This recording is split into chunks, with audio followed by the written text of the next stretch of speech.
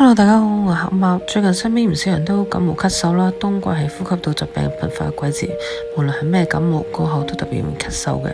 如果係痰多咳唔出咧，喉嚨唔舒服有痰化唔開，一定要試下今日呢一杯清痰飲啦。廣州化州骨紅咧特別出名，佢化痰效果比杏仁好。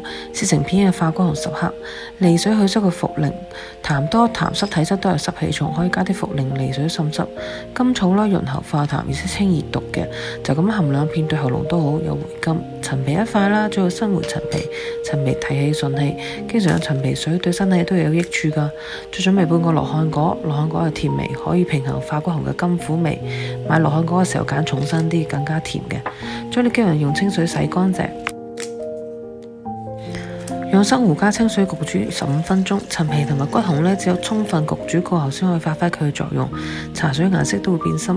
感冒過後嘅咳嗽呢，分幾種，如果係黃痰、濃痰咳唔出呢，呢一杯清痰飲就好對症啦，而且要趁熱飲。痰多咳嗽注意飲食，氣順咗，痰化咗，慢慢恢復抵抗力。